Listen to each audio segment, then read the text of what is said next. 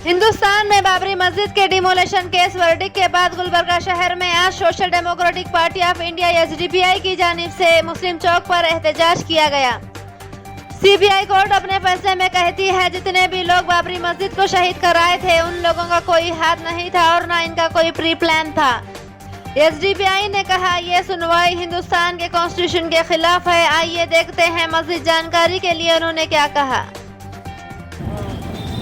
बाबरी मस्जिद जिंदाबाद जिंदाबाद जिंदाबाद, बाबरी मस्जिद जिंदाबाद जिंदाबाद, एसडीपीआई जिंदाबाद जिंदाबाद जिंदाबाद। ये जो वर्डिक्ट है, जो अवाम ने, ये मालूम था कि सभी को मालूम था कि तोड़ने वाले लोग कौन हैं। मीडिया में आ गया, अवाम जानती थी। हत्ता कि आज वो वर्डिक्ट पास होने के बाद भी खुलम खुला उस जज और जजमेंट के ख़िलाफ़ इन्होंने मुंह पे ऐसा तमाचा मार करके बोला कि हाँ, हम गर्व से कहते हैं कि हमने तोड़ा।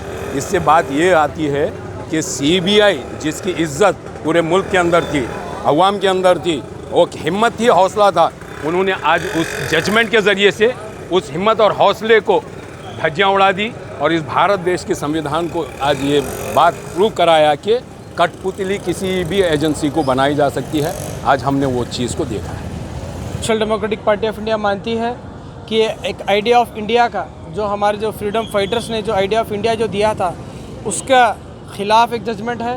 बाबा साहब का अम्बेडकर जो क़ानून है, हमारे जो देश का क़ानून है, उसके ख़िलाफ़ एक जजमेंट हम मानते हैं। क्योंकि देश का क़ानून ये कहता है कि अमीर और गरीब के लिए क़ानून एक है, ताकत और कमज़ोर के लिए क़ानून एक है, हिंदू और मुस्लिम के लिए क़ानून एक है, माइनॉरिटी हो या मेजॉरिटी हो उनके लिए क़ानून एक है।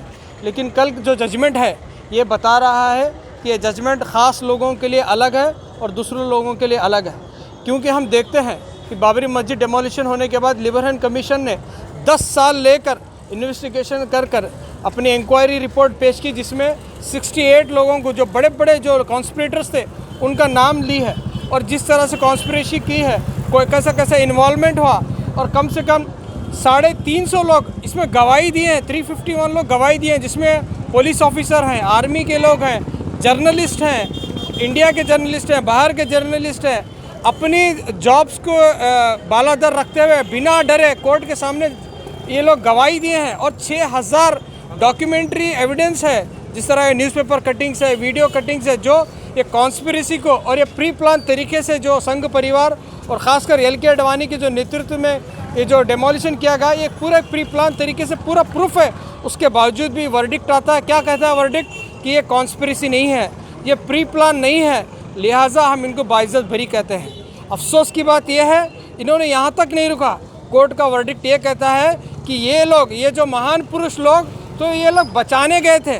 वो जो मस्जिद को जो लोग तोड़ रहे थे, उनको रोक रहे थे, उनको मस्जिद को बचाने के लिए गए थे। कितनी अफसोस की बात है कि दिन दहाड़े मस्जिद शहीद हुई। इंडिया का मीडिया, इंटरनेशनल मीडिया, सब लोगों ने देखा है। और हद की बात यह है कि जजमेंट होने के बाद ये जो संघी किस्म के जो लोग हैं, जो भगवान गोयल, जो शिवसेना के जो नॉर्थ इंडिया का प्रेसिडेंट था, उस ज़माने का इंचार्ज था, खुले आम तौर पर कल वो बोल रहा है कि मस्जिद हमने तोड़ा है, मस्जिद हमने तोड़ा है। लेकिन जज क्या कर रहा है कि मस्जिद इन्होंने तोड़ा है, नहीं तोड़ा है। कितनी अफसोस की बात है कि आज जिस तरह से राम जन्मभूमि का जो वर्डिक्ट आया था नवंबर 2019 में, उससे भी काला दिन कल का दिन था। इंडिया के कॉन्स्टिट्यूशन को और आइडिया ऑफ इंडिया को एक बहुत बड़ा धक्का मिला है। तो हम जो social democratic party of India ये मानते हैं कि जो मुस्लिम पर्सनल लॉ बोर्ड है या मुस्लिम जो ऑर्गेनाइजेशन जो केस लड़ रहे हैं, ये हाई कोर्ट में अपील करना है और नहीं तो सुप्रीम कोर्ट में अपील करना है इसके ख़िलाफ़। हम ये जो कानूनी जो लड़ाई है आखिरी दम तक इसे लड़ना है, इसको कहीं भी नहीं छोड़ना है।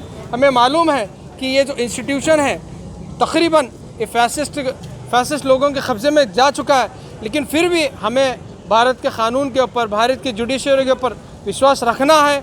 वो विश्वास रखते हुए हमें कानूनी लड़ाई लड़ना है।